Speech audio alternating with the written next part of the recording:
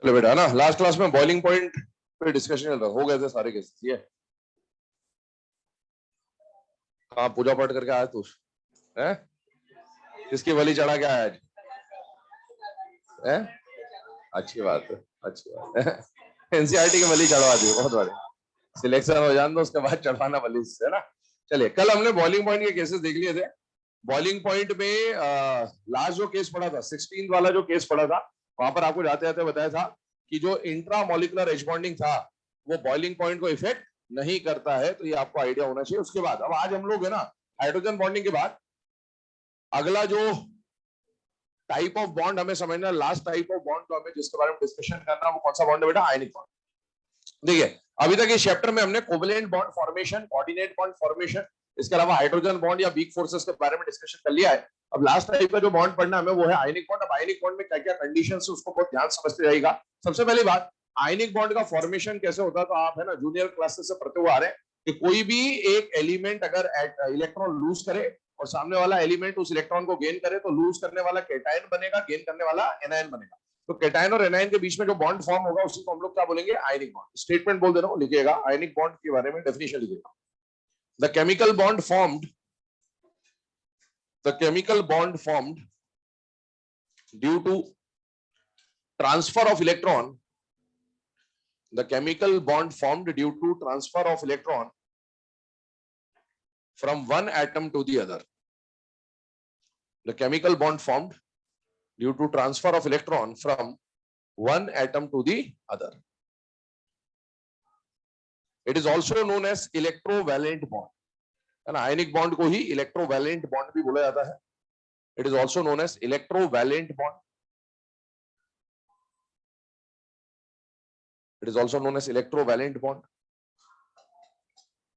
फिर इसके बारे में दो तीन पॉइंट्स हैं बेसिक, है ना, बोलते जानो, लिखते जाएगा। फर्स्ट पॉइंट लिखिएगा, it is non directional, it is non directional, it is non directional. जैसे कोवेलेंट बॉन्ड जब हमने पढ़ा था, कोवेलेंट बॉन्ड हमने देखा था ओवरलैपिंग से बनता था, तो वो डायरेक्शनल नेचर होता था। क्यों डायरेक्शनल नेचर होता था?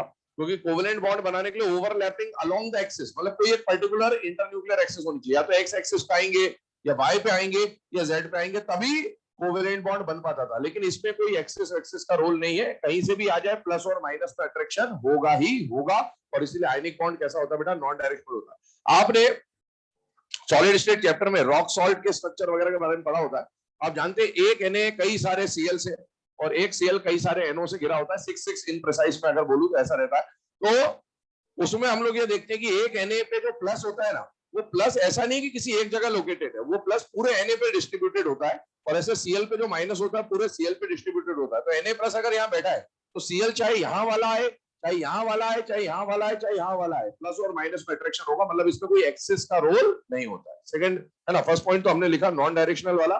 सेकंड पॉइंट लिखेंगे, और यही जो पॉइंट है ना, ये जो फर्स्ट पॉइंट आपको लिखा है, ये आगे जाकर आप वर्नर थ्योरी में ही पढ़ते हो। वर्नर थ्योरी में आप प्राइमरी वैलेंसी और सेकेंडरी वैलेंसी जब पढ़ते हो तो वही बोलते हैं हम लोग की प्राइमरी वैलेंसी नॉन डायरेक्शनल होती है और सेकेंडरी वैलेंसी जो होती है डायरेक्शनल, क्योंकि वो सेकेंडरी वैलेंसी लिगैंड बनाता है, कोऑर्डिनेट बॉन्ड बनता है, कोवेलेंट बॉन्ड बनता है, उससे हाइब्रिडाइजेशन डिसाइड होता है, ज्योमेट्री डिसाइड होती है।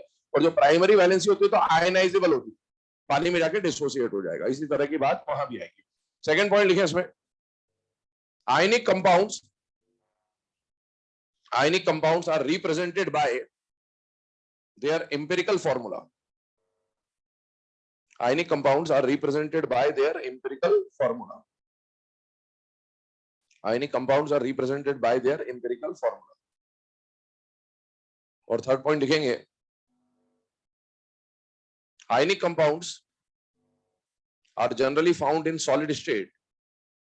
Ionic compounds are generally found in solid state and have crystal lattice structure. Ionic compounds are generally found in solid state and have crystal lattice structure. देखिए ionic compounds की अगर हम लोग बात करें तो आयनिक कंपाउंड्स में जो बॉन्ड होगा वो कौन सा बॉन्ड होगा, आयनिक बॉन्ड होगा।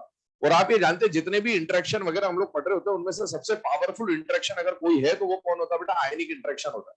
तो आयनिक इंटरेक्शन क्योंकि बहुत पावरफुल है तो पार्टिकल बिल्कुल क्लोजली पैक्ड होंगे, और पार्टिकल अगर बिल्कुल क्लोजली पैक्ड है बेटा तो गैस, लिक्विड और सॉलिड में से जनरली आयनिक कंपाउंड कौन से फॉर्म में मिलेंगे, सॉलिड। और सॉलिड में अगर कोई कंपाउंड मिलता है तो आप सॉलिड स्टेट पढ़ चुके होते हैं, उनका अलग अलग क्रिस्टल लैटिस स्ट्रक्चर हो सकता है। दूसरा पॉइंट जो आपको वहां पर लिखा गया ना इंपेरिकल फॉर्मूला वाला, उसको बहुत ध्यान सुनना, ध्यान समझना क्या कहने का मतलब है वो समझिए। जैसे मैंने बोला रॉक सॉल्ट NaCl को हम लोग क्या बोलते हैं बेटा, रॉक सॉल्ट बोलते हैं। तो हम लोग जब स्ट्रक्चर या इसका फॉर्मूला लिखते हैं तो फॉर्मूला हम लोग क्या लिखते हैं, NaCl। लेकिन एक्चुअल में जब इसका स्ट्रक्चर देखा जाता तो मैंने अभी आपको बोला कि इसके आसपास एक Na के आसपास कितने Cl होते हैं बेटा, 6 Cl होते हैं। तो अगर मैं इसका फॉर्मूला लिखना चाहूं तो कायदे से तो इसका फॉर्मूला क्या बनना चाहिए बेटा, NaCl6 बनना चाहिए, या फिर एक Cl के आसपास भी सिमिलरली कितने Na होते हैं बेटा, 6। तो इसका फॉर्मूला भी ऐसा बनना चाहिए NH6Cl। लेकिन हम सोडियम क्लोराइड का फॉर्मूला ना तो ये लिखते हैं ना तो ये लिखते हैं, हम सोडियम क्लोराइड का फॉर्मूला ये लिखते हैं। क्यों ऐसा है, क्योंकि एक्चुअल में यहां पर जब आयनिक कंपाउंड्स की बात करते हैं ना तो ऐसा सिंगल आयन के लिए फॉर्मूला मेंशन नहीं होता। आपने क्या करा, ये फॉर्मूला आया कैसे, जब भी आयनिक कंपाउंड पे कुछ भी कैलकुलेशन हम करेंगे ना तो कैलकुलेशन होगा 1 मोल आयनिक कंपाउंड की। किसके लिए कैलकुलेशन होगा, 1 मोल आयनिक कंपाउंड की। और जब आप 1 मोल आयनिक कंपाउंड का इसका स्ट्रक्चर देखेंगे, लैटिस स्ट्रक्चर देखेंगे, तो उसमें जितने Na मिलते हैं, मान लो x Na मिलते हैं, तो Cl माइनस भी इसके स्ट्रक्चर में उतने ही मिलते हैं।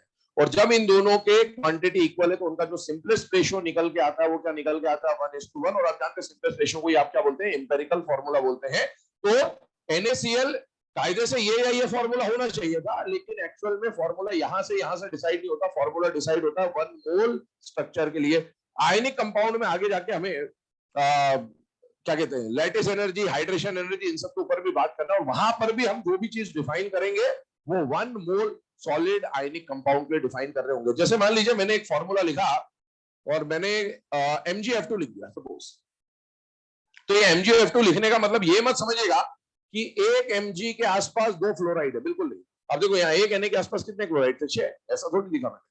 आपको MgF2 लिख के दिया, इसका मतलब एक मैग्नीशियम के आसपास 2 फ्लोराइड है, ऐसा नहीं है। इसका मतलब ये है कि 1 मोल MgF2 का जब लैटिस स्ट्रक्चर देखा गया तो उसमें अगर 100 मैग्नीशियम के आयन है तो 200 फ्लोराइड के आयन है, ये इसका मीनिंग होता है। तो ये समझना जरूरी था।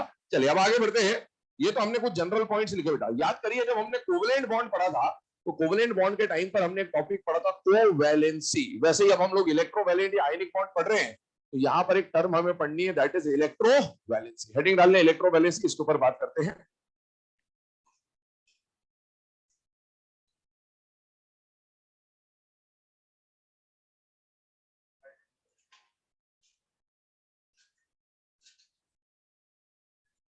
चलिए इलेक्ट्रोवैलेंसी के बारे में बात कर रहे हैं, ध्यान सुनिएगा। इलेक्ट्रोवैलेंसी का मतलब क्या है, जब कोई आयनिक कंपाउंड बनता है बेटा तो आयनिक कंपाउंड बनते वक्त जो केटायन बना रहा है या जो एनायन बना रहा है, किसी एक एलिमेंट ने इलेक्ट्रॉन लूज किए होंगे और किसी एक एलिमेंट ने इलेक्ट्रॉन गेन किए होंगे।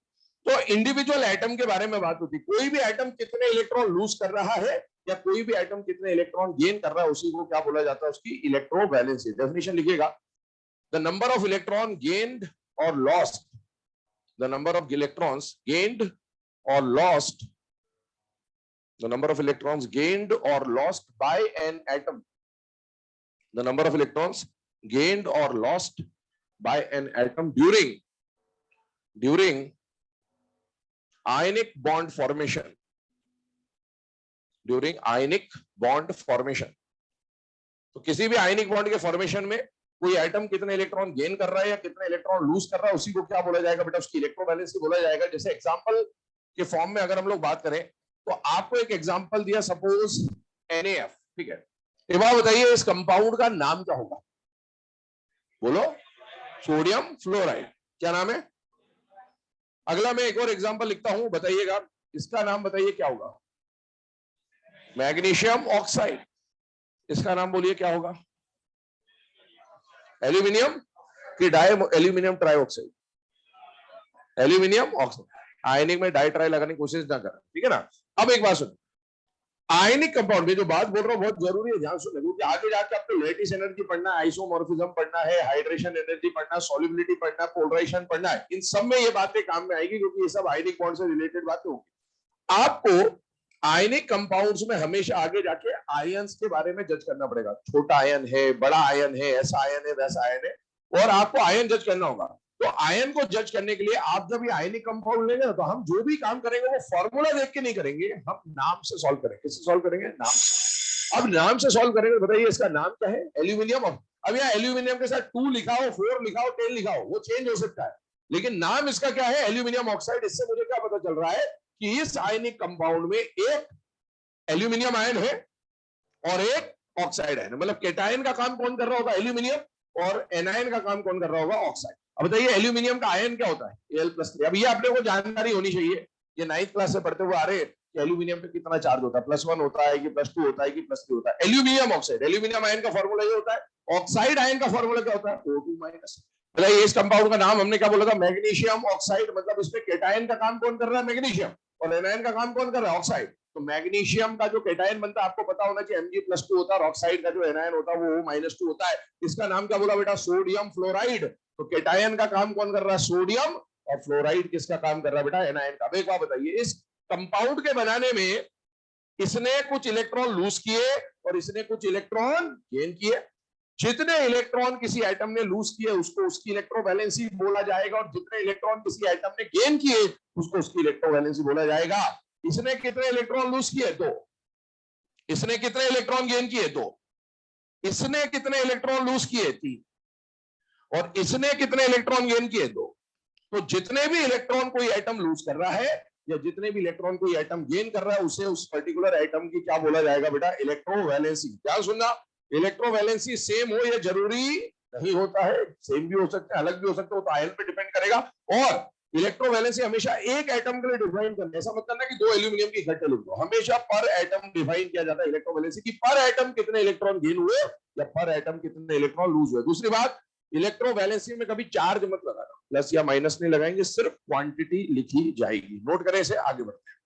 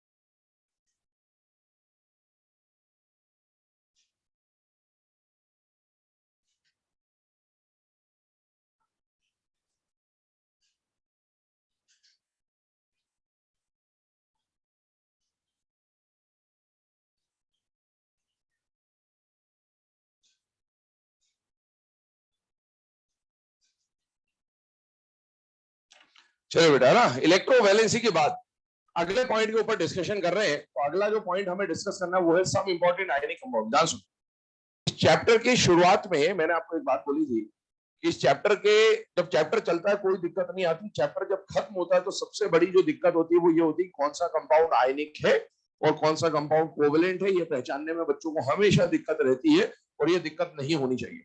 अभी तक इन सबसे पहले आयनिक बॉन्ड स्टार्ट करने के पहले जितने भी कंपाउंड हमने मतलब कल तक पढ़े, मेनली सारे के सारे कोवेलेंट कंपाउंड थे, क्योंकि हमने आप स्टार्टिंग में बात करा था कि नॉन मेटल से बनने वाला कंपाउंड जनरली कैसा होता है? कोवेलेंट। और मैंने शुरू के 1-2 लेक्चर में आपको उसके बारे में बोला भी था बार बार, फिर उसके बाद बंद कर दिया था।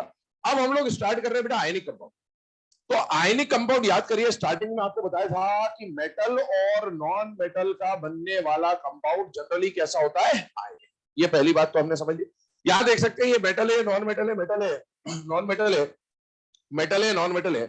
मेटल और नॉन मेटल का कंपाउंड कैसे बनेगा? आयनिक। लेकिन याद करिए मैंने आपको बोला था लिथियम, बेरिलियम, मैग्नीशियम और एल्यूमिनियम, इन चारों को देखकर थोड़ा सा आपको सतर्क रहना है, क्योंकि इनके अंदर ज्यादातर कंपाउंड आयनिक मिलते हैं या बहुत सारे कंपाउंड कोवेलेंट भी मिलते हैं। मतलब इसमें कोई डेफिनेट नहीं है कि कंपाउंड आयनिक होगा या कोवेलेंट होगा। तो आपको इसके अंदर चेक करना पड़ेगा, इनको देखकर। ये सारे मेटल है, और मेटल का जब किसी नॉन मेटल से बॉन्ड बनना चाहिए आयनिक होना चाहिए, पर इनका किसी नॉन मेटल से बॉन्ड बने तो वो आयनिक भी निकल सकता है और वो कोवेलेंट भी निकल सकता है। इसलिए इन चारों को देखकर आपको सतर्क रहने की जरूरत है। इन चारों में से 3 के बारे में मैं आपको पहले कुछ बता भी चुका हूं कि उन तीनों के सीबीआई याद करेंगे आप, है ना, तो वो क्या थे, कोवेलेंट है, ये बता चुका हूं मैं आपको। अब उसके आगे की बात कर रहे हैं। हमें हमारे सिलेबस में, हाँ, हमें हमारे सिलेबस में जो कंडीशन पढ़नी है वो क्या क्या है। हम जब आगे रिएक्शंस की बात करेंगे तो देखिए, ध्यान सुनना है, मैं तुम बता रहा हूं, क्योंकि कंपाउंड तो बहुत सारे हो सकते हैं, हम हर कंपाउंड के बारे में बात नहीं करेंगे, हम उन कंपाउंड्स की बात करेंगे जो हमारे सिलेबस में काम में आते हैं। हमें आगे जाके ब्लॉक्स में, एस ब्लॉक, पी ब्लॉक में एलिमेंट की रिएक्शन हाइड्रोजन से पढ़नी होती है, एलिमेंट की रिएक्शन हेलोजन से पढ़नी होती है, एलिमेंट्स की रिएक्शन ऑक्सीजन से पढ़नी होती है, एलिमेंट्स की रिएक्शन वाटर से पढ़नी होती है। जब हम किसी एलिमेंट की रिएक्शन हाइड्रोजन से कराएंगे तो किसका फॉर्मेशन होगा, उसके हाइड्राइड का। हेलोजन से रिएक्शन कराएंगे तो किसका फॉर्मेशन होगा, हैलाइड का, ऑक्साइड का एंड हाइड्रोक्साइड का। हैलाइड की अगर मैं बात करूं तो क्लोराइड, ब्रोमाइड, आयोडाइड, इनके लिए क्या क्या होंगे वो मैं आपको बता चुका हूं, उस पर अभी मैं डिस्कशन और करूंगा। फिर हाइड्राइड हम लोग जब ब्लॉक पढ़ेंगे तभी डिस्कशन करेंगे, हालांकि इनके हाइड्राइड्स हम पहले भी पढ़ चुके हैं। एस ब्लॉक जो इलेक्ट्रोनेगेटिविटी का एप्लीकेशन पढ़ा था, तो एस ब्लॉक और पी ब्लॉक के हाइड्राइड्स हमने पढ़े थे, तो वहां हमने बात करी हुई है, खैर वो आगे भी पढ़ना है हमें। ऑक्साइड यहाँ पर लिखे हुए सबके सामने, Li2O, BeO, MgO, Al2O3, मतलब इनके ऑक्साइड की भी बात हो रही है, इनके हाइड्रोक्साइड पे भी मैं अभी कुछ डिस्कशन करता हूँ, ध्यान सुनो। हैलाइड की अगर मैं बात करूं तो हैलाइड में क्लोराइड, ब्रोमाइड और आयोडाइड की जो कहानी है वो आप पढ़ चुके हैं। फ्लोराइड की कहानी अभी तक आपने नहीं पढ़ी है, तो आप देखिए हमने यहाँ पर हैलाइड को कंप्लीट करने के लिए इनके फ्लोराइड भी लिए हैं। तो कौन आयनिक होगा, कौन कोवेलेंट होगा, बहुत ध्यान से सुनते रहिएगा, सतर्क रहिएगा इसके बारे में। इन सब में सबसे पहले बात करूं, मैंने लिखा है सम इंपॉर्टेंट आयनिक कंपाउंड, मतलब ये आयनिक कंपाउंड्स है। इनमें से ये वाला कंपाउंड आयनिक नहीं है, ये कैसा होगा बेटा, कोवेलेंट होगा। जैसे बेरिलियम का क्लोराइड, और कहा गया बेरिलियम का क्लोराइड, बेरिलियम का ब्रोमाइड, बेरिलियम का आयोडाइड, क्या होता है, कोवेलेंट। वैसे बेरिलियम का फ्लोराइड भी कोवेलेंट। याद कर लिए, जब हमने हाइब्रिडेशन पढ़ा तो हमने BeF2 BeCl2 का हाइब्रिडेशन निकाला था। अगर किसी का हाइब्रिडेशन हमने निकाला तो डेफिनेटली वो कैसा होगा बेटा, कोवेलेंट होगा। दूसरी बात, बेरिलियम का जो ऑक्साइड है इसको भी एनसीईआरटी लिखता है कि ये कैसा बेटा, कोवेलेंट होता है, ये आयनिक है, होता है ये आयनिक है, बट एनसीईआरटी ने साफ शब्दों में लिखा है BeO is covalent in nature. तो आपको क्या मान के चलना, कोवेलेंट, कोई घमंड नहीं करना, बोल दिया एनसीईआरटी ने, बोल दिया, बस चुपचाप मान लेना क्या है, कोवेलेंट है, बात खत्म, है ना। आगे अगला पॉइंट, बाकी जो आपके सामने लिखे गए हैं ये सब आयनिक है, लेकिन ये दोनों क्या है बेटा, कोवेलेंट है। इसके अलावा याद करें, पहले काम करें, आप इन चारों को तो नोट करें, फिर यहां पर मैं कुछ स्टेटमेंट और लिखाता हूं आपको जो एनसीईआरटी रिलेटेड है।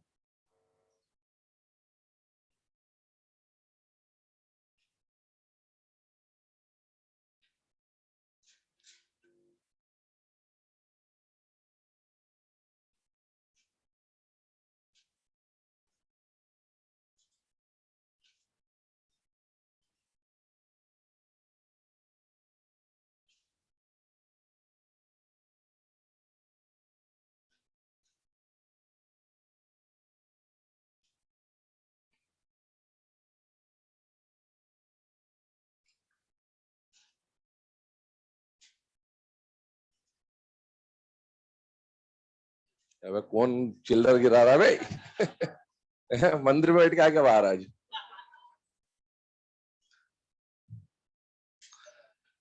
चलो, अभी यहाँ पर ये जो चारों केसेस लिखे हुए हैं, इसके बाद हम लोग नोट के बारे में बात करते हैं, ध्यान सुना।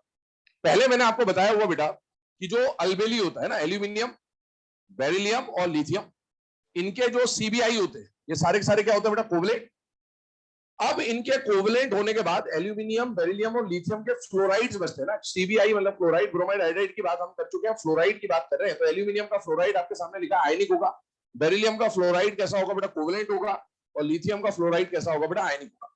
इसके अलावा ध्यान सुनना, एनसीईआरटी में कुछ बातें लिखी ग्रुप 2 के बारे में, ग्रुप 2 के बारे में, कि ग्रुप 2 में जो बेरिलियम है और बाकी जो मैग्नीशियम, कैल्शियम, स्ट्रोंशियम और बेरियम है, तो लिखता है कि ग्रुप 2 में बेरिलियम के जो हैलाइड्स होते हैं ये सारे के सारे हैलाइड कोवेलेंट है। भाई बेरिलियम का सीबीआई तो कोवेलेंट था ही, बेरिलियम का फ्लोराइड भी कैसा कोवेलेंट है, मतलब बेरिलियम का हर हैलाइड कैसा होगा, कोवेलेंट।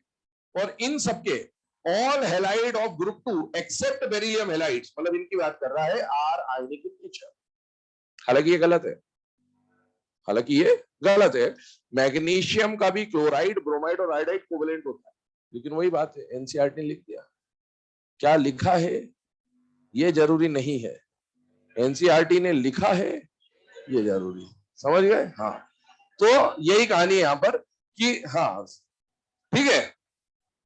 तो अपने को ये पता होना चाहिए, दो स्टेटमेंट में लिखा दे रहा हूं आपको, लिखेगा all beryllium halides, all beryllium halides, all beryllium halides are covalent in nature, all beryllium halides are covalent in nature, all beryllium halides are covalent in nature। Second point लिखें, all group 2 halides, all group 2 halides except beryllium halides, all group 2 halides except beryllium halides, all group 2 halides except beryllium halides are ionic in nature, all group 2 halides except beryllium halides are ionic in nature। मतलब beryllium halides को छोड़कर group 2 के जितने भी halides होते हैं वो सारे के सारे आपको क्या मिलेंगे बेटा, आयनिक नेचर के मिलेंगे। मतलब मैग्नीशियम, कैल्शियम, स्कॉशियम, बेरियम, इनमें से किसी का भी क्लोराइड आ जाए, फ्लोराइड आ जाए, ब्रोमाइड आ जाए या आयोडाइड आ जाए, उन सबको आपको क्या ट्रीट करके चलना है, आयनिक ट्रीट करके चलना है अकॉर्डिंग टू एनसीईआरटी। चलिए आगे बात करते हैं। ये तो इनके बारे में बात हुई, खासकर लिथियम, बेरिलियम, मैग्नीशियम, एल्यूमिनियम की हम लोग बात कर रहे थे। अब इसमें एक और बात समझिए, बाय चांस मैंने अभी यहां पर बोला था कि वाटर से जब रिएक्शन होगा तो किसका फॉर्मेशन होगा बेटा, हाइड्रोक्साइड का फॉर्मेशन होगा। ध्यान सुनना, मान लो मैंने लिखा लिथियम का हाइड्रोक्साइड, या मैंने लिखा बेरिलियम का हाइड्रोक्साइड, या मैंने लिखा मैग्नीशियम या एल्यूमिनियम का हाइड्रोक्साइड। ध्यान सुनिएगा, ध्यान समझिएगा, इन सब पे बात करें तो बेटा इन कंपाउंड्स को देखिए जरा ध्यान से।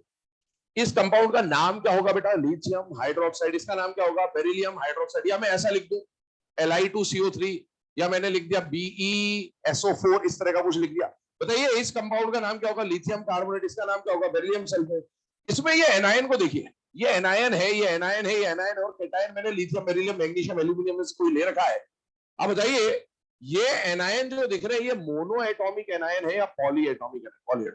और अगर किसी कंपाउंड में पॉली एटॉमिक एनायन आता है तो वो कंपाउंड आयनिक होगा। ये बात सुन लीजिएगा ध्यान से, अगर किसी कंपाउंड में पॉली एटॉमिक एनायन आ रहा है या पॉली एटॉमिक आयन आ रहा है, कैटायन भी हो सकता है पॉली एटॉमिक, जैसे ये NH4Cl, तो इसमें कैटायन कैसा है, पॉली एटॉमिक है। तो मेटल एक भी नहीं इसमें, सारे नॉन मेटल हैं, लेकिन क्या पॉली एटॉमिक आयन आ रहा है या नहीं आ रहा है, आ रहा है।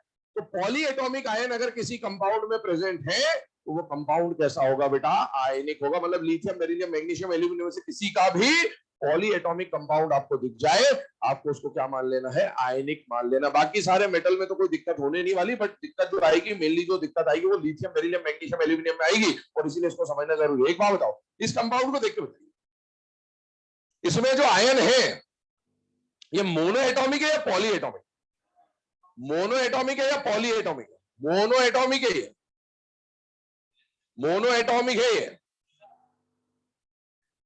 आप फॉर्मूला देख के सॉल्व मत करते ना, मैं बोल रहा हूं फिर से, या 3 लिखाओ, 10 लिखाओ, 50 लिखाओ, आपको उससे मतलब नहीं, आपको नाम से मतलब है। इसका नाम क्या है, एल्यूमिनियम फ्लोराइड। एल्यूमिनियम आयन क्या होता है, Al+3। फ्लोराइड आयन क्या होता है, F-। वहां 3 लिखा है, उससे कोई मतलब नहीं है, वहां पर फ्लोराइड आयन है, इससे मतलब है। आप उसको ऐसे मत समझ लेना कि ऐसा लिखा हुआ है, इसमें और इसमें जमीन आसमान का अंतर है बेटा। और वहां F3 नहीं है, वहां F- के 3 आयन है।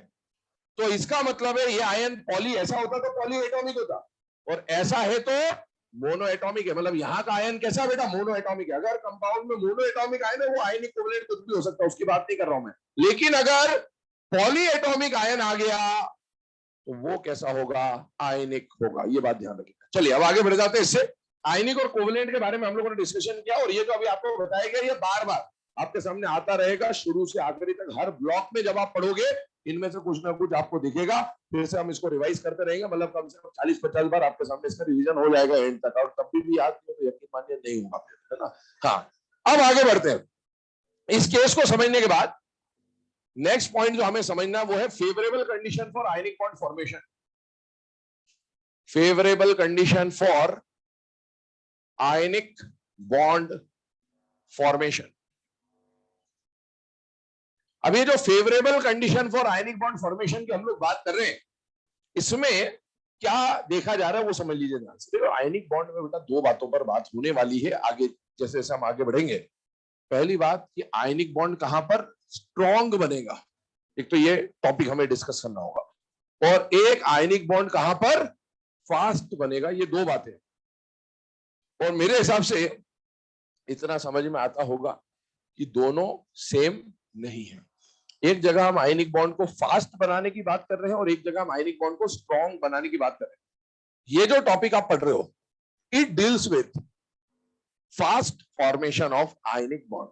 मतलब यहां अपने दिमाग ऐसा मत लगाना कि बॉन्ड स्ट्रॉन्ग बन रहा है या वीक बन रहा है, इसमें स्ट्रॉन्ग या वीक की कोई बात नहीं होने वाली है। यहां पर हम सिर्फ ये देख रहे हैं कि आयनिक बॉन्ड जल्दी कैसे बन सकता है और जल्दी बनने के लिए क्या क्या फेवरेबल कंडीशन होगी। हाँ, स्ट्रॉन्ग वाली जो बात होगी वो होगी लैटिस एनर्जी में। कहां होगी? लैटिस। तो हमें पढ़ना ये भी है, हमें पढ़ना ये भी है, लेकिन अभी इसमें स्ट्रेंथ वाली बात नहीं हो रही है। इसमें हम लोग सिर्फ क्या पढ़ रहे हैं बेटा? Fast formation. एक बार बताओ, अगर आयनिक बॉन्ड जल्दी बनाना है तो उसके लिए क्या चाहिए? पहली बात, आयनिक बॉन्ड के लिए सबसे बेसिक रिक्वायरमेंट क्या है? आयंस।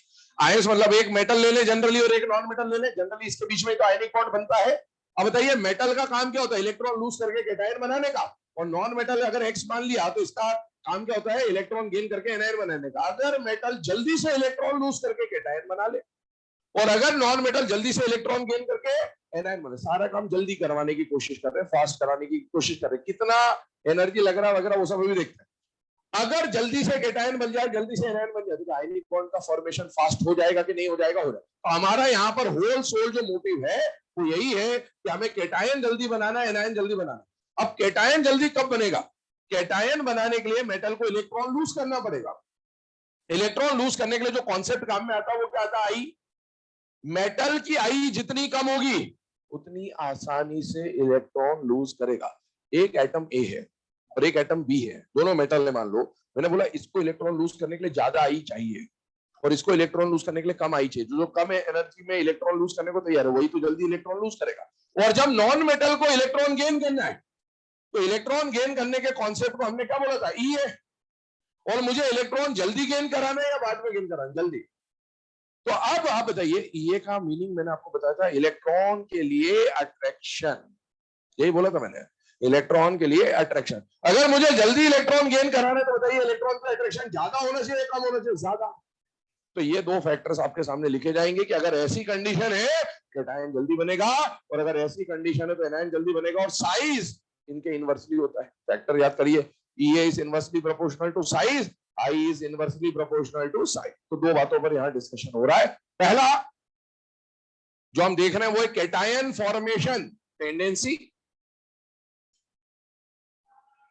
और कैटायन फॉर्मेशन टेंडेंसी ज्यादा होने के लिए आईई कम हो या फिर साइज ज्यादा हो, ये दोनों बातें सपोर्ट करेंगी कैटायन फॉर्मेशन टेंडेंसी को।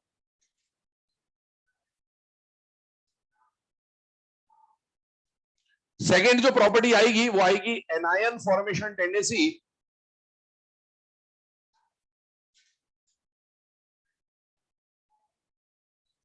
एनायन जल्दी बनाने के लिए या तो ईए ज्यादा हो या फिर साइज छोटा हो,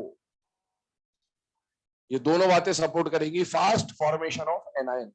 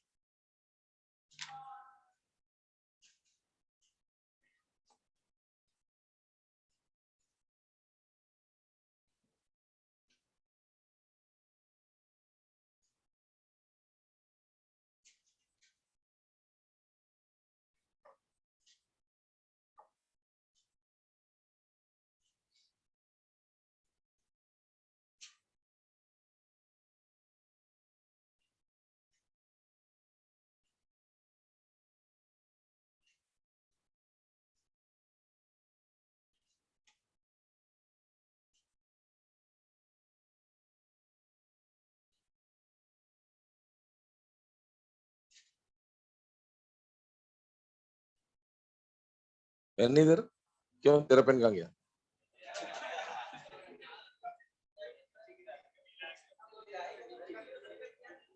अब अपने चीजों को संभाल के रखो बेटे। ट्रेन में बस में सफर करते हो, लिखा रहता वहां, यात्री अपने सामान की सुरक्षा स्वयं करे, ठीक है? हाँ, ध्यान रखो। अभी पेन नहीं संभाल रहा, आगे घर गृहस्थी संभालनी पड़ेगी, ध्यान रखो बेटे। चलो अब आगे ध्यान दे, है ना? यहाँ पर अभी कैटायन और एनायन फॉर्मेशन टेंडेंसी की हम लोग बात कर रहे हैं, तो कैटायन और एनायन फॉर्मेशन टेंडेंसी कहां पर ज्यादा होगी, कहां पर कम होगी, ये तो हमने डिस्कस किया। अब इसी को हम लोग थोड़ा सा रिप्रेजेंटेशन फॉर्म में देख रहे हैं। देखिए, एक मेटल एम है, गैसियस फॉर्म में लेके चल रहे हैं। मेटल को जल्दी से क्या बनाना है बेटा? कैटायन। कैटायन अगर जल्दी बनाना है तो उसके लिए हमने फेवरेबल कंडीशन क्या पढ़ी कि आई क्या होनी चाहिए? कम। और अगर एक नॉन मेटल एक्स से उसको जल्दी एनायन बनाए तो उसकी फेवरेबल कंडीशन क्या पड़ी कि ये क्या होना चाहिए? ज्यादा। जैसे ही ये कंडीशन सपोर्ट करेगी तो मेटल ने फटाफट इलेक्ट्रॉन लूज किया, नॉन मेटल ने फटाफट इलेक्ट्रॉन गेन किया। जितनी जल्दी कैटायन और एनायन बने हैं, ध्यान सुनना, तो कैटायन और एनायन जब आ रहे हैं आमने सामने तो इनमें बेटा अट्रैक्शन होगा या रिपल्शन होगा? अट्रैक्शन। और जब जब अट्रैक्शन होगा तब तब एनर्जी रिलीज होगी। तो बेटा यहां पर ये जो माइनस साइन है ये बता रहा है कि एनर्जी रिलीज हो रही है, और जो एनर्जी रिलीज हो रही है उस रिलीज एनर्जी को हम लोग क्या बोलते हैं बेटा? Lattice energy. ध्यान सुनना, कैटायन और एनायन है, लेकिन एक बात बताइए, आयनिक इंटरेक्शन क्या सारे इंटरेक्शन में से मोस्ट पावरफुल इंटरेक्शन होगा या नहीं होगा? होगा। और अगर ये इंटरेक्शन बहुत पावरफुल है तो ये जो गैसियस पार्टिकल है बहुत ज्यादा क्लोज आ जाएंगे, और जब बहुत ज्यादा क्लोज आ जाएंगे तो गैस से लिक्विड, लिक्विड से सॉलिड फॉर्म में कन्वर्ट हो जाएगा। और मैंने अभी आपको थोड़ी देर पहले बोला था कि जो भी कैलकुलेशन हम आयनिक कंपाउंड्स के लिए करेंगे वो किसके लिए डिफाइन होता है? 1 मोल लैटिस के लिए डिफाइन होता है। तो अब हमारा जो फोकस जाने वाला है वो लैटिस एनर्जी पे जाने वाला है। तो लैटिस एनर्जी को कैसे डिफाइन करेंगे वो अभी मैं थोड़ी देर के बाद बात करता हूं, लेकिन इस पे बेस्ड एक क्वेश्चन हम लोग पहले लिख लेते हैं। क्या क्वेश्चन फ्रेम होता है? लिखेगा, विच of the following condition is favourable for ionic bond formation? Which of the following condition is favorable for ionic bond formation? Which of the following condition is favorable for ionic bond formation? पहला option लिखिएगा, low IE and low EA. Low IE and low EA. Second लिखिएगा, low IE and high EA. Low IE and high EA. Third option लिखिएगा, high IE and high EA. Third option लिखिएगा, high IE and high EA. और fourth option लिखिएगा, high IE and low EA. Fourth option लिखिएगा, high IE and low EA. Correct option कौन सा है? Second. अच्छा, question यही रखा, ऑप्शन आई और ईए में दिया अभी पहला, दूसरा ऑप्शन साइज में दे सकता है। साइज में ऑप्शन क्या क्या बना सकता है सुन लीजिएगा, small size of cation, small size of anion, large size of cation, large size of anion, large size of cation, small size of anion, and small size of cation and large size of anion. तो हमें समझ में आना चाहिए कि अगर size के बारे में बोला है तो large size of cation and small size of anion will be the favourable condition. ठीक है, चलिए अब आगे बढ़ते हैं लैटिस एनर्जी की तरफ। अब लैटिस एनर्जी क्या है देखो, समझा दे रहा हूं पहले, फिर डेफिनेशन लिखाता हूं। दो तरह से डिफाइन कर सकते हैं, याद करिए। जब हमने बॉन्ड एनर्जी के बारे में पढ़ा था तो बॉन्ड एनर्जी के टाइम पर मैंने आपको ये बोला था कि बॉन्ड एनर्जी की दो डेफिनेशन होती है, चाहे मैं बॉन्ड एनर्जी बोलूं चाहे मैं बॉन्ड डिसोसिएशन एनर्जी बोलूं, बात एक ही होती है, बस एक जगह एक्सो होता है, एक जगह एंडो होता है। दो आइटम याद करिए, केमिकल बॉन्डिंग के स्टार्टिंग लेक्चर में हमने ग्राफ पढ़ा था, उस ग्राफ के टाइम पर भी आपको बताया था। और जब हमने ईएन के एप्लीकेशन पढ़े थे वहां पर लिखा था bond energy is directly proportional to delta EN, तब भी ये बात आपको बताई थी। दो आइटम है, अलग अलग है, इनकी एनर्जी बहुत ज्यादा है, और जब ये अट्रैक्शन की वजह से पास आते हैं, बॉन्ड फॉर्मेशन करते हैं, तो इनकी एनर्जी कुछ रिलीज होती है। वो जो एनर्जी रिलीज हुई है उसी को हम लोग क्या बोलते हैं? Bond energy. और वही एनर्जी अगर इनको वापस मिल जाए तो इनका बॉन्ड टूट जाएगा, उसी को हम लोग क्या बोलते हैं? Bond dissociation energy. दोनों का मैग्नीट्यूड बराबर होता है, बस एक जगह एनर्जी रिलीज हो रही थी और दूसरी जगह एनर्जी एब्सॉर्ब हो रही है। वही कहानी लैटिस एनर्जी की। ध्यान सुनना, लैटिस एनर्जी की डेफिनेशन क्या होती है? जब कंस्टिट्यूएंट गैसियस आयंस मिलकर अट्रैक्शन करा के 1 मोल सॉलिड आयनिक कंपाउंड बना रहे हो तो इस प्रोसेस में रिलीज होने वाली एनर्जी को क्या बोलते हैं बेटा? Lattice energy. और या फिर इधर भी हो सकता है, जब 1 मोल सॉलिड आयनिक कंपाउंड को तोड़कर अपने कंस्टिट्यूएंट गैसियस आयंस में बदला जाए तो इसके लिए एब्सॉर्ब होने वाली एनर्जी को भी क्या बोला जाएगा, लैटिस एनर्जी। तो दो तरह से डिफाइन होता है लैटिस एनर्जी, डेफिनेशन बोल रहा हूं, दोनों डेफिनेशन वन बाय वन। पहली डेफिनेशन जो है लिखेगा, the amount of energy released, the amount of energy released when 1 mole ionic, 1 mole solid ionic compound, 1 mole solid ionic compound is formed, 1 mole solid ionic compound is formed from its constituent gaseous ions. 1 mole solid ionic compound is formed from its constituent gaseous ions. Second definition लिखिएगा, the amount of energy required, the amount of energy required to convert, the amount of energy required to convert 1 mole solid ionic compound, convert 1 mole solid ionic compound into its constituent gaseous ions, into its constituent gaseous ions.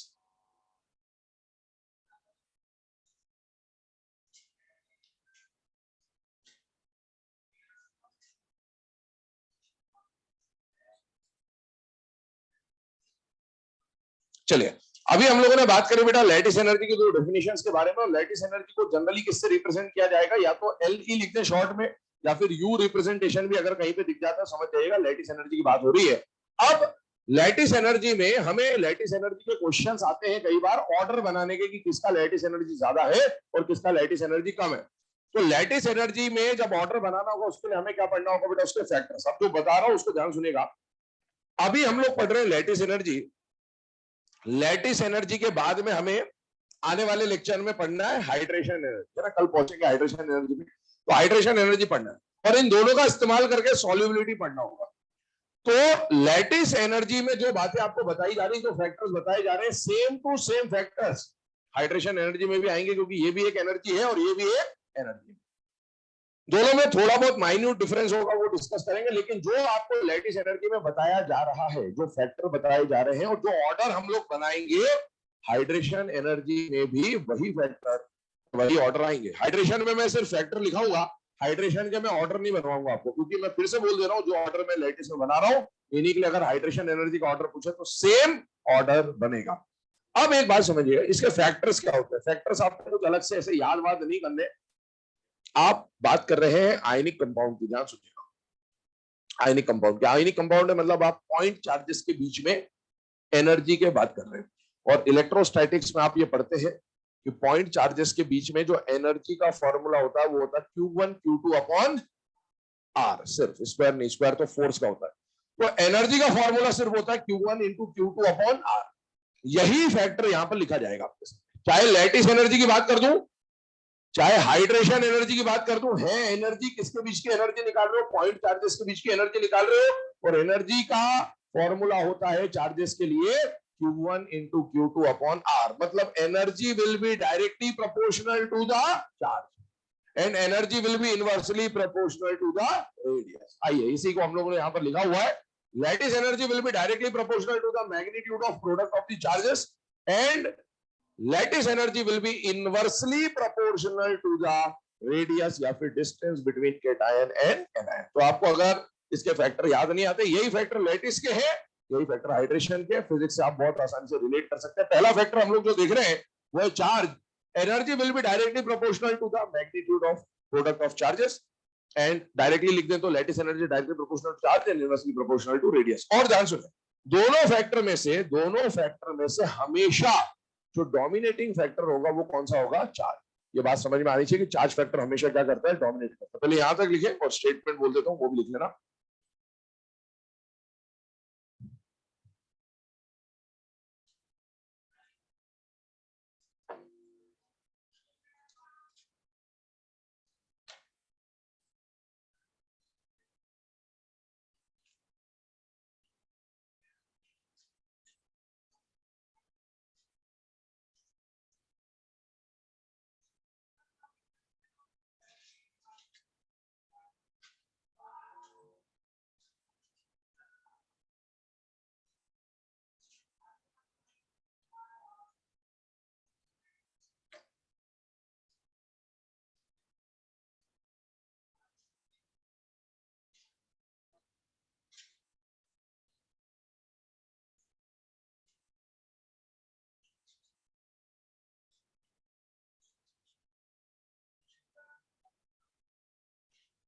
चलो बेटा ना, ये दोनों factors लिखने के बाद एक point या एक स्टेटमेंट लिख लेना, charge factor always dominates over, charge factor always dominates over size factor, charge factor always dominates over size factor.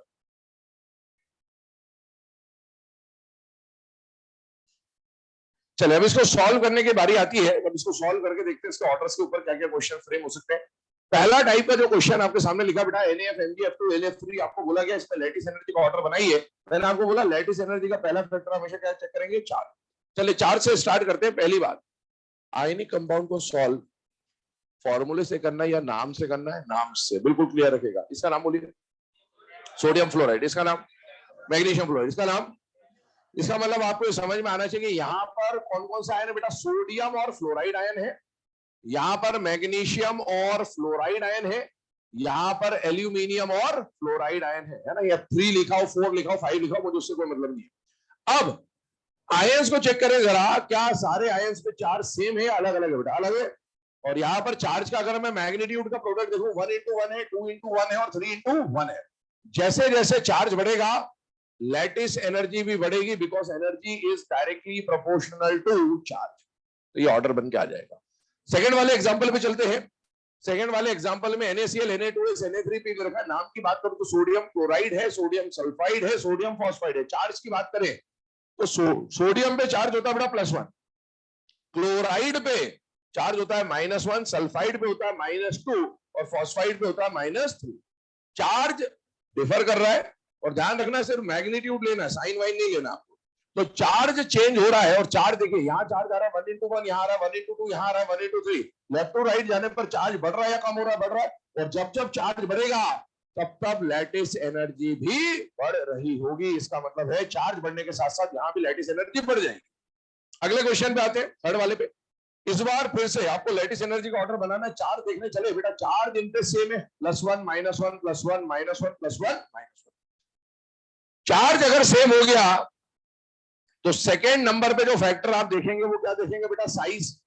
तो चार्ज तो सेम है, लेकिन साइज या रेडियस देखना। अब एक बात समझना, रेडियस पे जब बात जाती है ना, तो जनरली क्या करता है ऐसे क्वेश्चनों में, आपको आयनिक के जितने भी क्वेश्चन आप करोगे ज्यादातर केसेस में आपको कोई एक आयन कॉमन मिलता है। जैसे इस पूरे क्वेश्चन में कौन कॉमन है? फ्लोराइड। मतलब एनायन कॉमन दे रखा है, तो जो चीज कॉमन है उससे तो कोई जज हो ही नहीं पाएगा। तो जो डिफर कर रहा है उसको देखा जाएगा। तो आप देखिए यहाँ पर चेंज कौन हो रहा है? केटायन। तो रेडियस ऑफ केटायन से हम लोग सॉल्व करने की कोशिश कर रहे हो, left to right, lithium, sodium, potassium, rubidium. Cation का रेडियस बढ़ रहा है। और अगर एनर्जी और रेडियस की बात करूं तो रिलेशन आपको बताया था कि energy will be inversely proportional to radius. तो अगर रेडियस बढ़ रहा है तो एनर्जी कम हो जाएगी। मतलब यहां पर ऐसा ऑर्डर आपको देखने को मिल जाएगा। आइए इस पे सेम वही बात है। सबसे पहले आपने चार्ज देखा, +1 -1 +1 -1 +1 -1, चार्ज सेम हो गया। और अगर चार्ज सेम हो गया तो सेकेंड नंबर पे आप क्या देखेंगे बेटा? रेडियस। लेफ्ट टू राइट जाने पर रेडियस देखना, लेकिन इस बार किसका रेडियस देखा जाएगा? एनायन का, क्योंकि केटायन कॉमन है। और fluoride, chloride, bromide, iodide, anion का साइज बढ़ रहा है। एनायन या कोई भी साइज बढ़ रहा हो, एनर्जी की बात कर रहे हो, एनर्जी और रेडियस कैसे होते हैं बेटा? Inversely proportional. चाहे केटायन का साइज बढ़े चाहे एनायन का साइज बढ़े, साइज बढ़ रहा है तो एनर्जी कम हो जाएगी। मतलब NaF, NaCl, NaBr और Na, इस तरह का ऑर्डर आपको देखने को मिल जाएगा। ठीक है, अब आगे बात कर लेते हैं फिफ्थ टाइप का क्वेश्चन। ये थोड़ा सा डिफर कर रहा है क्वेश्चन, इसलिए इसको देख लीजिए। Na2 और MgF2, आपको बोला लैटिस एनर्जी का ऑर्डर बनाना है। सबसे पहले आपने निकाला चार्ज। पहले तो कंपाउंड के नाम के हिसाब से चले तो सोडियम का ऑक्साइड है और मैग्नीशियम का फ्लोराइड है, ये बना दिया अपन ने। चार्ज की बात की जाए तो यहाँ 1:2 है, यहाँ 2:1, चार्ज सेम हो गया। चार्ज सेम हो गया तो क्या देखोगे? रेडियस। देखो थर्ड और फोर्थ वाले एग्जांपल में कुछ कॉमन था, या तो केटायन कॉमन था या एनायन कॉमन था। इस वाले क्वेश्चन में कुछ भी कॉमन नहीं है ना। ये सबसे खतरनाक टाइप का क्वेश्चन बनाया जा सकता है। और अगर इसमें आप देखें तो केटायन को केटायन से कंपेयर कर लेता हूं एक बार, और एनायन को एनायन से कंपेयर कर लेते हैं एक बार। साइज की बात कर रहा हूं, बताइए इनके साइज का ऑर्डर हम लोग पहले भी पढ़ चुके हैं। ये दोनों आइसो इलेक्ट्रॉनिक है, ये दोनों भी आइसो इलेक्ट्रॉनिक। जेड फैक्टर से सॉल्व होगा। और बेटा Na+ का साइज ज्यादा है, O2- का भी साइज ज्यादा है। इसका मतलब है इस कंपाउंड के जो दोनों कंपोनेंट हैं वो बड़े हैं। और इस कंपाउंड के जो दोनों कंपोनेंट है वो छोटे हैं। तो इसका मतलब है इसका साइज बड़ा होगा और इसका साइज छोटा होगा। जिसका साइज ज्यादा है उसकी एनर्जी कम हो जाएगी। इसका मतलब Na2O की लैटिस एनर्जी कम और MgF2 की लैटिस एनर्जी ज्यादा। नोट कर ले से।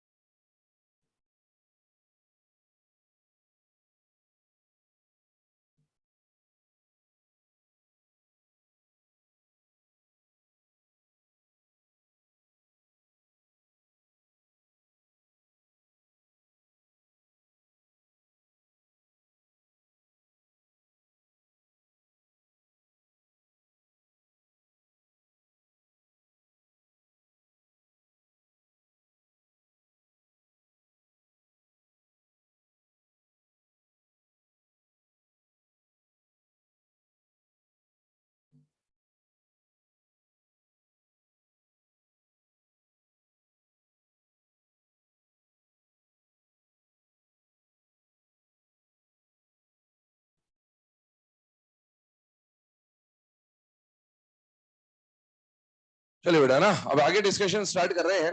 ये जो अभी हम लोगों ने लैटिस एनर्जी के बारे में बात करा, लैटिस एनर्जी के बाद हम लोग अगला जो टॉपिक डिस्कस करने वाले हैं that is Born Haber cycle. Born Haber cycle क्या है? आप अगर किसी भी आयनिक कंपाउंड का फॉर्मेशन कर रहे हैं, जैसे फॉर एग्जांपल मैं आपको एक बात बताऊं यहाँ पर, जैसे मान लीजिए हम लोगों ने ऐसा लिखा कि Na जो है वो नेचर में किस फॉर्म में मिलता है बेटा? सॉलिड। और Cl नेचर में किस फॉर्म में मिलता है? Cl2 गैसियस फॉर्म में मिलता है, ठीक है। और अगर हमने Na और Cl की रिएक्शन कराई और रिएक्शन करा के फॉर्मेशन कराया किसका बेटा? NaCl का, सॉलिड NaCl का। कितना सॉलिड? 1 मोल सॉलिड, है ना। हम लोग हमेशा आयनिक कंपाउंड में जो भी डिफाइन करेंगे वो 1 मोल सॉलिड आयनिक कंपाउंड के लिए डिफाइन कर रहे होंगे। ध्यान सुनेगा, सोडियम और क्लोरीन का रिएक्शन करा के 1 मोल सॉलिड आयनिक कंपाउंड बनाने का जो प्रोसेस है, इसको मैं चाहे सिंगल स्टेप में रिप्रेजेंट करूं, इसको चाहे मैं मल्टीपल स्टेप में रिप्रेजेंट करूं, हेस लॉ आपने पढ़ा होता है कि टोटल एनर्जी का चेंज दोनों जगह क्या होगा? इक्वल। तो उसके ऊपर हम लोग बात कर रहे होंगे। बॉर्न हेबर साइकिल में हम लोग क्या कर रहे हैं? किसी भी इनिशियल रिएक्टेंट से फाइनल 1 मोल सॉलिड आयनिक कंपाउंड बनने तक की जितनी भी स्टेप्स हैं, उनको अगर हम लोग फ्लो चार्ट के फॉर्म में रिप्रेजेंट कर दे, ये जो साइकिल बन के आ रहा है, इस साइकिल को क्या बोला जाएगा बेटा? Born Haber cycle. अब ये जो बॉर्न हेबर साइकिल है बेटे, ये अलग अलग कंपाउंड्स के लिए अलग अलग हो सकता है। ध्यान सुनना, अभी जो हम लोग बॉर्न हेबर साइकिल पढ़ने वाले हैं, ये हम लोग पढ़ रहे हैं NaCl टाइप के कंपाउंड की। मतलब हम लोग जो बॉर्न हेबर साइकिल पढ़ रहे हैं, ये M+X- टाइप के कंपाउंड के लिए पढ़ रहे हैं। मतलब M+X- टाइप का मतलब क्या हो गया? ये देखिए, ये सारे, ये +1 केटायन और +1 एनायन टाइप का हो गया। ये इससे पहले जो एग्जांपल नंबर 3 लिखा था, LiF, NaF, KF, RB, FCS है, उनके लिए भी ये बात वैलिड है। अगर आपने कंपाउंड चेंज कर दिया, टाइप ऑफ कंपाउंड चेंज कर दिया, जैसे इसका टाइप देखो तो इसका टाइप क्या बन रहा है बेटा?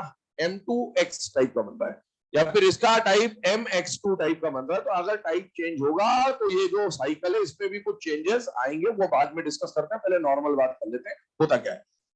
ये जो हम टाइप पढ़ रहे हैं, MX टाइप ही क्यों लिया जा रहा है? क्योंकि एनसीईआरटी में इसी के बारे में मेंशन है, इसलिए क्वेश्चन बनने की प्रोबेबिलिटी इसी पे, इसलिए पहले हम इसको डिस्कस कर रहे हैं। ध्यान सुनिएगा।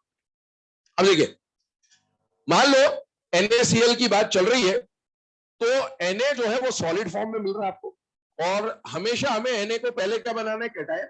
और Cl2 नेचर में गैसियस फॉर्म में मिलता है, और Cl से क्या बनाना है बेटा? एनायन।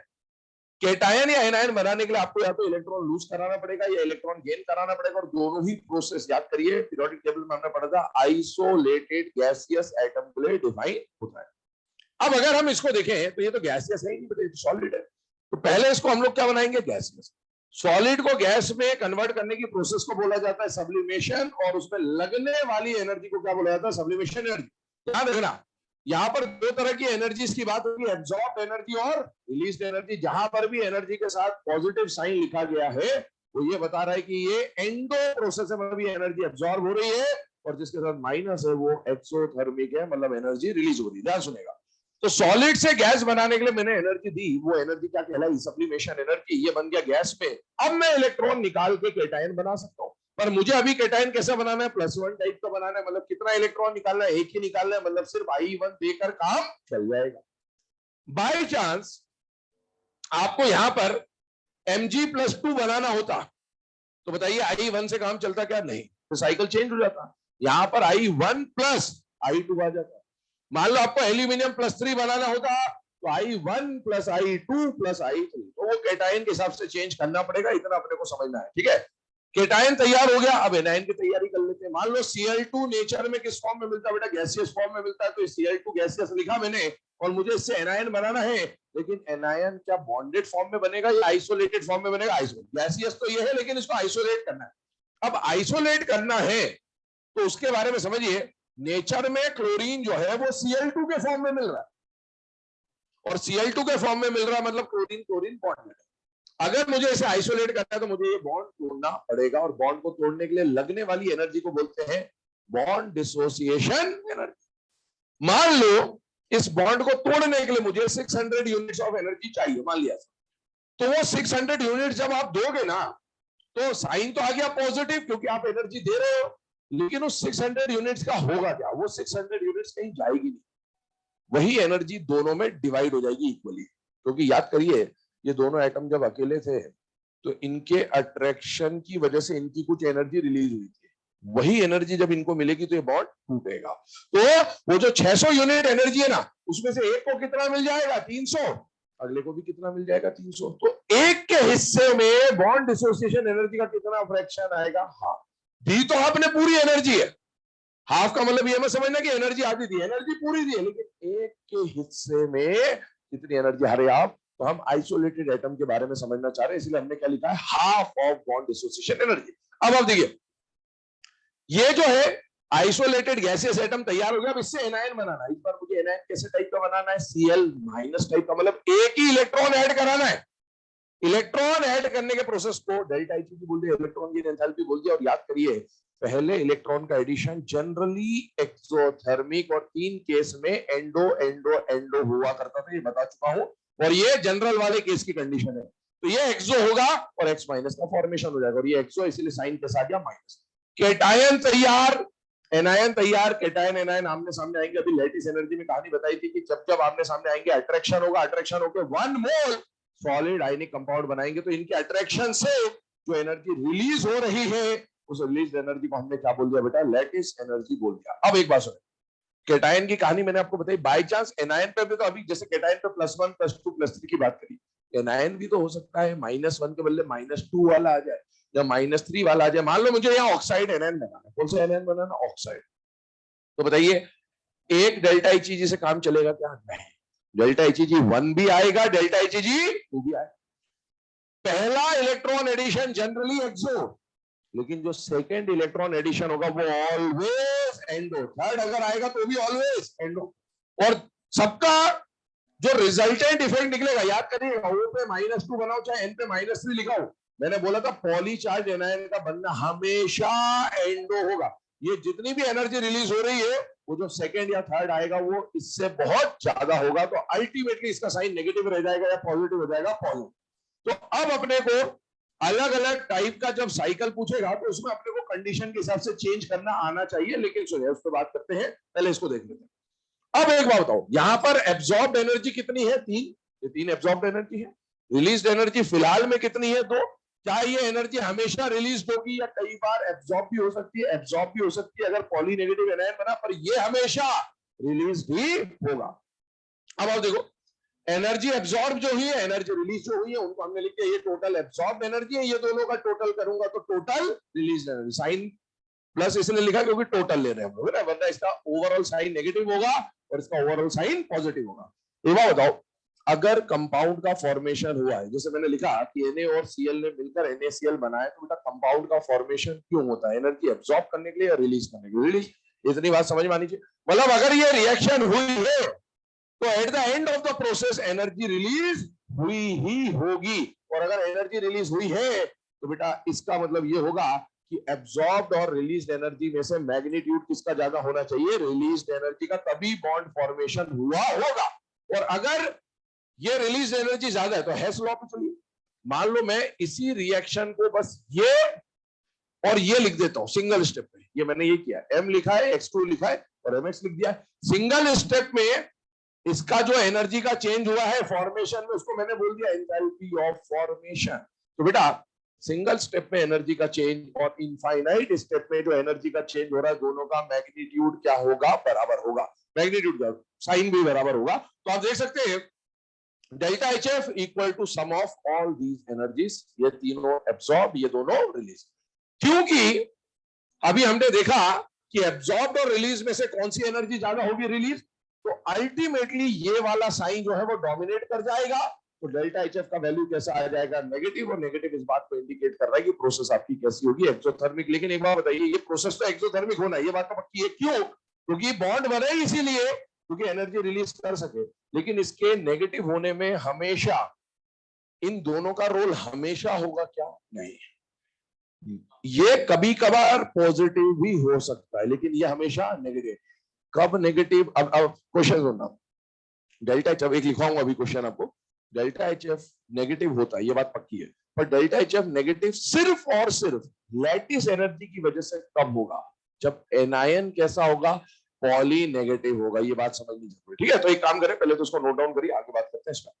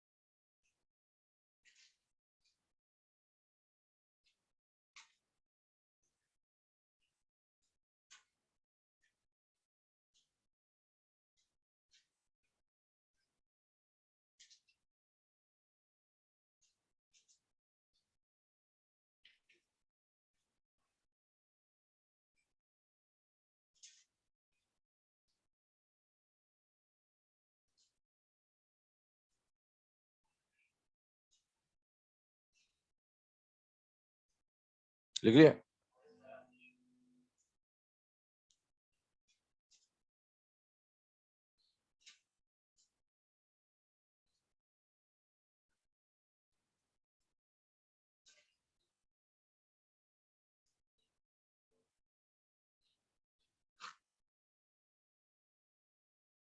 क्या हो गया?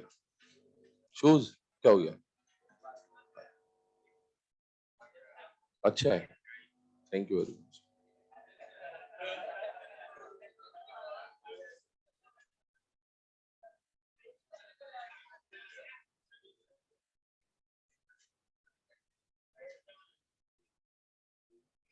बोल बोल।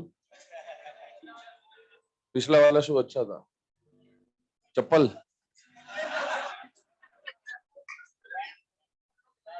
परफेक्ट है गर्मी के लिए, एयर कंडीशन। मारने के लिए तो तुरंत उतारो और दो, ज्यादा टाइम लगता है उसमें, है ना।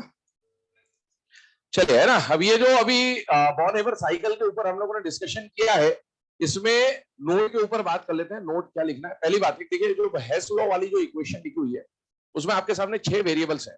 Delta H F, sublimation energy, ionisation energy, bond dissociation energy, delta H और यू, 6 वेरिएबल्स हैं।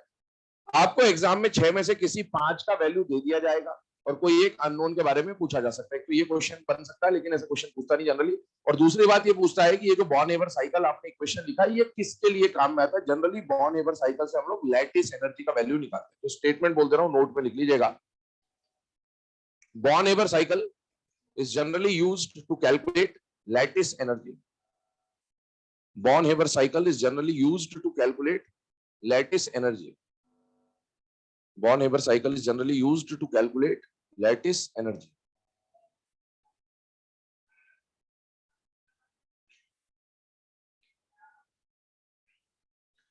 फिर उसके बाद क्वेश्चन के ऊपर बात करते हैं। अभी जो मैंने पॉली नेगेटिव एनायन के बारे में आपको बोला, उसके ऊपर डिस्कशन कर लेते हैं। क्वेश्चन लिखिएगा, in which of the following compound, in which of the following compound, in which of the following compound delta HF is negative, delta HF is negative only due to lattice energy, only due to lattice energy, only due to lattice energy. पहला option लिखें NaF, NaF। दूसरा option लिखें AlF3, AlF3। तीसरा option लिखें MgO। चौथा option लिखें both 2 and 3। Correct answer is third, है ना। MgO जो है, वहां पर जो ऑक्साइड बन रहा है बेटा, वो पॉली नेगेटिव एनायन है। और पॉली नेगेटिव एनायन के फॉर्मेशन में ही केवल लैटिस एनर्जी की वजह से जो एंथैल्पी होगी फॉर्मेशन की, वो नेगेटिव होगी, वरना उसमें डेल्टा HEG का साइन तो कैसा हो जाएगा बेटा? पॉजिटिव। तो आपको हिंट विंट लिखनी होगी तो लिख लेना, वो है ना, पॉली नेगेटिव एनायन वाला हिंट आएगा। चलिए, ये तो बात हो गई बेटा बॉर्न हेबर साइकिल के बारे में। बॉर्न हेबर साइकिल के बाद अगला जो टॉपिक हमें यहाँ पर स्टार्ट करना है वो है आइसोमॉर्फिज्म। ध्यान सुनिएगा, छोटा सा टॉपिक है, सिंपल सा टॉपिक है, क्वेश्चन बनते हैं। आप लोगों ने एलम और विट्रियोल, ये दो पॉइंट सुने होते हैं, तो उसी के ऊपर यहाँ पर बात आएगी, पर वो केस 2 पे आएगा। अभी केस 1 की बात करते हैं। आइसोमॉर्फिज्म का मतलब क्या, पहले समझते हैं। याद करिए, जब हमने हाइब्रिडाइजेशन पढ़ा था, उस टाइम पर एक टर्म आपको लिखाई गई थी, आइसोस्ट्रक्चरल। आइसोस्ट्रक्चरल का मतलब क्या बोला था कि आइसो मतलब सेम और स्ट्रक्चरल मतलब स्ट्रक्चर। स्ट्रक्चर का मतलब वहां पर क्या था? शेप, ज्योमेट्री से बात कर रहे थे हम लोग। जिन स्पीशीज की ज्योमेट्री या स्ट्रक्चर सेम होता था, उनको हम क्या बोलते थे? Iso structure. आइसोमॉर्फस का मतलब क्या? आइसो का मतलब सेम, मॉर्फस का मतलब अगेन स्ट्रक्चर है। तो आइसो स्ट्रक्चरल में भी सेम स्ट्रक्चर देखते थे और आइसोमॉर्फस में भी सेम स्ट्रक्चर देखेंगे, लेकिन फर्क इतना है कि यहां पर हम कोवेलेंट कंपाउंड्स की बात करते थे, यहां पर हम लोग आयनिक कंपाउंड्स की बात करेंगे। और यहां पर जो हम स्ट्रक्चर की बात कर रहे हैं वो ज्योमेट्री शेप नहीं है, वो हम क्रिस्टल लैटिस स्ट्रक्चर की बात करने वाले हैं। तो ऐसे दो आयनिक कंपाउंड जिनका क्रिस्टल लैटिस स्ट्रक्चर सेम होता है, उनको क्या बोला जाता है? आइसोमॉर्फस। और इस फिनोमिना को क्या बोला जाता है? आइसोमॉर्फिज्म। पहले डेफिनेशन बोल रहा हूं, लिखिएगा। when two ionic compounds have same crystal lattice structure. When two ionic compounds have same crystal lattice structure, then they are said to be isomorphous. Then they are said to be isomorphous, and the phenomena is known as isomorphism. And the phenomena is known as isomorphism. ठीक है, ये तो इसकी definition के बारे में बात होगी बेटा कि आइसोमॉर्फस और आइसोमॉर्फिज्म क्या, हमको लैटिस स्ट्रक्चर देखना। लेकिन एक बात बहुत ध्यान समझे, किसी भी आयनिक कंपाउंड का क्रिस्टल लैटिस स्ट्रक्चर क्या होगा ये बता पाना आसान काम नहीं है। सॉलिड स्टेट आप पढ़ चुके हो, सॉलिड स्टेट में आपने अलग अलग टाइप के लैटिस स्ट्रक्चर के बारे में पढ़ा होता है, और आपको वहां पर भी आयनिक कंपाउंड में 3 या 4 तरह के स्ट्रक्चर ही बताते हैं। जैसे एक NaCl की बात कर ली, एक CaF2 की बात करता है शायद, एक ZnO वगैरह या ZnS वगैरह बता देता है। तो आपको फ्लोराइड, एंटी फ्लोराइड और इस तरह के स्ट्रक्चर्स वहां पर बताए जाते हैं, ठीक है ना। वो 3-4 कंपाउंड्स में भी आपको स्ट्रक्चर बता दिए बेटा। आयनिक कंपाउंड तो नेचर में हजारों है, लाखों है, करोड़ों है। हर कंपाउंड का स्ट्रक्चर क्या होगा अगर हम ये निकालने बैठ गए तो हम ये सॉल्व नहीं कर पाएंगे, बहुत टाइम लगेगा। तो हमें तो यहाँ पर क्या देखना है कि किनका लैटिस स्ट्रक्चर सेम है। लैटिस स्ट्रक्चर देखने का प्रोसेस तो बहुत अलग होगा, तो हमारे पास उतना टाइम नहीं है, हम हर किसी का लैटिस स्ट्रक्चर चेक नहीं कर सकते। तो हमें तो सॉल्व जुगाड़ से करना। जुगाड़ क्या रहेगा उसके ऊपर बात करते हैं। हमें अगर लैटिस स्ट्रक्चर सेम चेक करना है तो उसके लिए 2 तरह के केसेस या 2 तरह के क्वेश्चंस फ्रेम होते हैं आपके सामने। इन कंपाउंड्स को आप देखिए, तो ये कंपाउंड्स ऐसे हैं जिनमें वाटर ऑफ क्रिस्टलाइजेशन नहीं है, और केस 2 में हम लोग ऐसे कंपाउंड्स पढ़ेंगे जिनमें वाटर ऑफ क्रिस्टलाइजेशन प्रेजेंट होगा। तो जिनमें वाटर ऑफ क्रिस्टलाइजेशन प्रेजेंट नहीं है उनमें लैटिस स्ट्रक्चर कब सेम होगा उसका जुगाड़ देखते हैं, और जिनमें वाटर ऑफ क्रिस्टलाइजेशन होगा उनमें लैटिस स्ट्रक्चर कब सेम होगा उसका जुगाड़ हम लोग देखेंगे। पहले case 1 without water of crystallisation वाले जो केस हैं उन पे बात करते हैं। इसमें 3 कंडीशन चेक करनी होती है, आपको ध्यान सुनना। पहले मैं आपको बता देता हूं, फिर स्टेटमेंट लिखाता हूं। जैसे NaCl और MgS की बात करिए, आपको एग्जाम में क्वेश्चन क्या पूछेगा, क्वेश्चन ये पूछेगा sodium chloride is isomorphous with, 4 option दिए होंगे, उनमें से एक ऑप्शन MgS होगा। एक तो ये क्वेश्चन बनेगा। दूसरा क्वेश्चन ऐसा बनेगा, which of the following pair of compound is isomorphous, उसमें ये पेयर और ऐसे और भी पेयर दिए होंगे। कभी भी 2 कंपाउंड को आइसोमॉर्फस तब बोला जाएगा जब दोनों कंपाउंड के टोटल आयन की क्वांटिटी बराबर हो, या फिर दोनों के केटायन के इलेक्ट्रॉन बराबर हो, या दोनों के एनायन के इलेक्ट्रॉन बराबर हो। तीनों कंडीशन अगर एक साथ सेटिस्फाई हो जाए तो ऐसे कंपाउंड को क्या बोला जाएगा, आइसोमॉर्फस। जैसे NaNO3 MgCl, नाम इसका क्या है, सोडियम नाइट्रेट, नाम इसका क्या है, मैग्नीशियम कार्बोनेट। इसको जब आप ब्रेक करोगे तो sodium ion, nitrate ion, magnesium ion, carbonate ion. बताइए यहाँ पर टोटल आयन देखने, तो क्वांटिटी पे ध्यान देना पड़ेगा इस बार, है ना। अब बताइए यहां पर कितने सोडियम आयन दिख रहे हैं, एक। कैसे दिख रहा सोडियम आयन, एक सोडियम है। कितने नाइट्रेट आयन है, 3। NO3 कितने, 1। कितने मैग्नीशियम आयन, 1। और कार्बोनेट भी कितना, 1। तो टोटल आयन बराबर है। अगर किसी में टोटल आयन बराबर हो जाए फिर क्या देखा, केटायन के इलेक्ट्रॉन देखो वो भी बराबर हो, और एनायन के इलेक्ट्रॉन देखो वो भी बराबर हो। अगर तीनों कंडीशन सेटिस्फाई हो गई तो ऐसे कंपाउंड्स का हो जाएंगे आइसोमॉर्फस। डेफिनेशन केस 1 लिखवा रहा हूं, लिखेगा when two ionic compounds have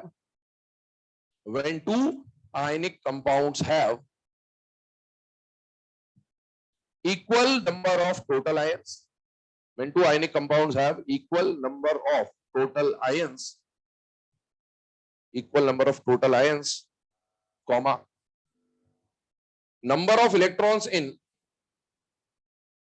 comma के बाद number of electrons in cation are equal, cation dash cation, number of electrons in cation are equal, and also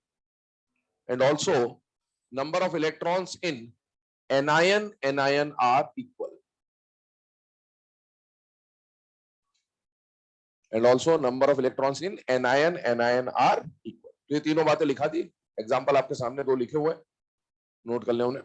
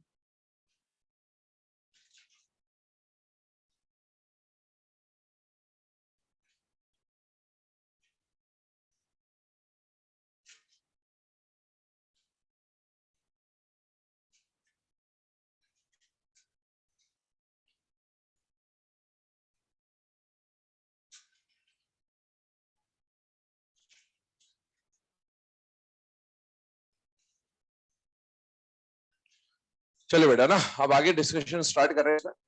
case 1 जो आपको बताया गया, इसके बाद आते हैं केस 2 पे। मैंने आपको बोला केस 1 और केस 2 में क्या डिफरेंस है। यहाँ पर जो आपको केसेस दिए जाएंगे उसमें वाटर ऑफ क्रिस्टलाइजेशन प्रेजेंट नहीं होगा, और इस वाले केस में क्या प्रेजेंट होगा बेटा, water of crystallisation. Water of crystallisation वाले केस में अगर आपको चेक करना है आइसोमॉर्फस है या नहीं, तो उसका तरीका क्या होता है, आपको जनरल फॉर्मूला देखना होता है। General formula in the sense, इसको देखिए, इसमें मेटल कितना है, एक, और सल्फेट कितना है, एक। तो इसका फॉर्मूला क्या बन रहा है, MsO4, MsO4, MsO4, MsO4। General formula सबका सेम है, लेकिन जनरल फॉर्मूला सेम, जैसे मान लो अगर किसी का जनरल फॉर्मूला ऐसा होता तो ये इनसे मैच नहीं हो रहा है, क्योंकि ये M2SO4 है, जबकि यहां पर जनरल फॉर्मूला क्या चल रहा है, MsO4। तो पहली बात तो जनरल फॉर्मूला सेम होना चाहिए, वो तो सबका सेम है, और साथ ही साथ वाटर ऑफ क्रिस्टलाइजेशन भी सेम होना चाहिए। अगर दो कंडीशन एक साथ सेटिस्फाई हो जाए तो ऐसे केसेस को क्या बोला जाएगा, आइसोमॉर्फस। स्टेटमेंट बोल रहा हूं, केस 2 के बारे में लिखिएगा। when two ionic compounds have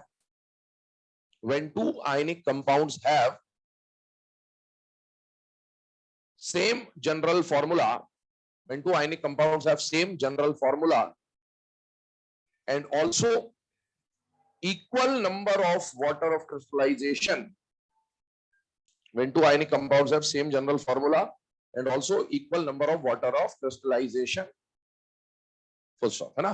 तो अगर ऐसा है तो आइसोमॉर्फस बोलेंगे। अभी एक एग्जांपल आपके सामने लिखा गया है। पहला एग्जांपल जो हम लोग पढ़ रहे हैं वो विट्रियोल फैमिली के बारे में बात कर रहे हैं। अभी एक और एलम डिस्कस करना है, पर वो उसमें अभी टाइम लग जाएगा, तो एलम कल ही डिस्कस करेंगे। अभी देखिए विट्रियोल फैमिली की बात करो। विट्रियोल फैमिली को जब आप देखें तो यहाँ पर आपके सामने 4 एग्जाम्पल्स, और ये कंपाउंड ऐसे हैं इनके नाम और फॉर्मूले याद होने चाहिए आपको। एग्जाम में कभी क्वेश्चन आ गया एप्सम सॉल्ट का फॉर्मूला क्या है, तो दुनिया का कोई कॉन्सेप्ट काम नहीं आएगा। याद है तो याद है, वरना आंसर के आने के बाद पता चल जाएगा क्या है, ठीक है। तो नाम और फॉर्मूले इनके आपको याद होने चाहिए। ब्लू विट्रियोल का आयोग सबको पता ही रहता है, इसका कोई ज्यादा दिक्कत नहीं, पर बाकियों के भी नाम याद रख रहे हैं। और नाम इनके कलर से आ रहे हैं। Zn+2 कलरलेस होता है, कलरलेस होता है मतलब व्हाइट होता है, तो ये व्हाइट है। Fe+2 का कलर ग्रीन होता है, Copper+2 का कलर ब्लू होता है, उससे आ रहा है, ठीक है ना। अभी आप देखो, इसको बोल दिया व्हाइट विट्रियोल, इसको बोल दिया ग्रीन विट्रियोल, इसको बोल दिया एप्सम सॉल्ट, इसको बोल दिया ब्लू विट्रियोल। और आपसे क्वेश्चन क्या पूछेगा, इनमें से कौन आइसोमॉर्फस नहीं है। तो पहले तो आपने जनरल फॉर्मूला देख लिया, जनरल फॉर्मूला सेम है, लेकिन वाटर ऑफ क्रिस्टलाइजेशन ऊपर के तीनों का तो सेम है, इसका वाटर ऑफ क्रिस्टलाइजेशन अलग है, जिसका वाटर ऑफ क्रिस्टलाइजेशन अलग है वो आइसोमॉर्फस नहीं होगा। तो इसी टाइप का क्वेश्चन आएगा। अब इसमें ये क्वेश्चन तो देखो, आपसे एग्जाम में क्वेश्चन सही कराना है या गलत कराना है, ये एग्जामिनर के ऊपर निर्भर करता है। उसको अगर आपसे क्वेश्चन सही कराना है तो उसने क्या दिया, which of the following is not isomorphous, ये दे दिया। उसको गलत कराना है तो ये देगा।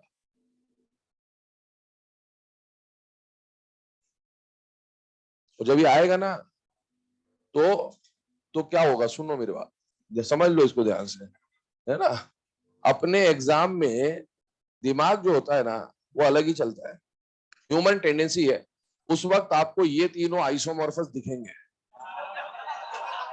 और ये आप सोचोगे कि आइसोमॉर्फस नहीं है। ध्यान रखना, तो ये याद होगा तो ही हो पाएगा, नहीं तो नहीं हो पाएगा। ध्यान रखना, सॉल्ट देख, क्योंकि दिमाग ऐसे ही काम कर रहा हो। 3 विट्रियोल है, हाँ हाँ ठीक है, ये अलग है, कर दो ऑड वन आउट, है ना। बचपन से ये चीज क्या करते हैं, ऑड वन आउट करना।